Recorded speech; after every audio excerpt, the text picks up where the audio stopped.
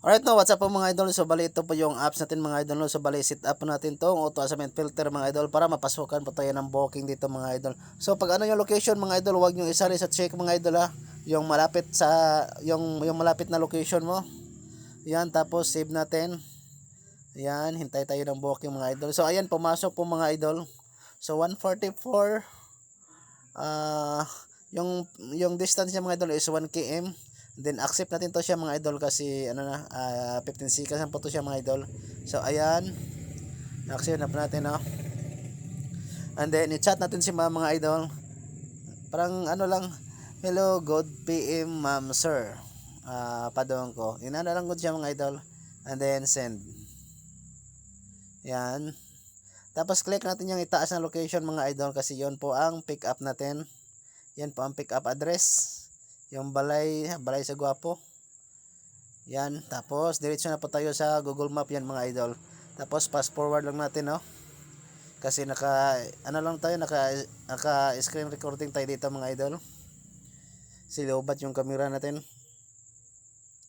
Yan. Tapos pag na-arrive na po tayo dito mga idol. Yan. Click natin yung arrive mga idol. And then chat natin ulit, no.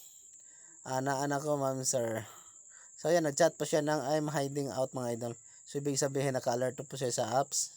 Tapos pag nakuha na po natin yung yung ipapakuha sa customer mga idol, click po natin yung let's go. Tapos click na naman natin yung ibabang location para diretso na rin tayo sa drop off location or sa Google Map. So ayan, nandito na po tayo mga idol.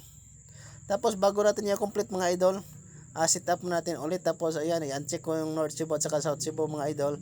Tapos yung kanina yung hindi ko chine-check is chine-check ko na naman ngayon.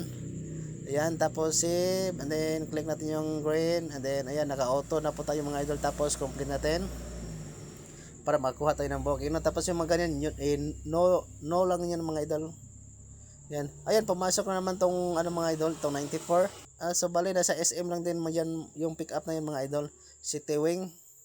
Ayan, tapos kasi nandito man tayo sa SM, i-arrive na natin yan. Tapos chat din natin yung client mga idol na anak ko ma'am sir. Ilang second yun mga idol. Yan.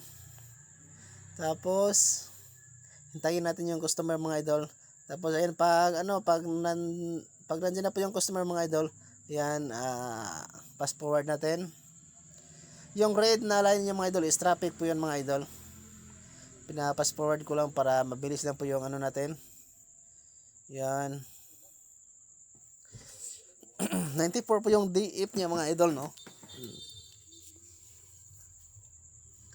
Yan, fast forward lang natin. Dito is 90 meters, so malapit na po. Yan, pag yung mga ganyan mga idol, are you still completing the order? Yes yun lang mga idol.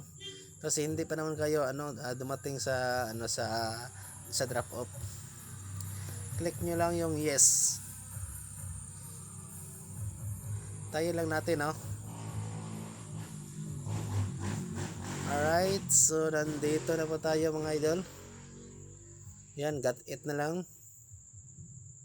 Alright, so yan, yung katulad kanina mga idol, bago natin yun complete, set up muna natin yung auto assignment filter mga idol.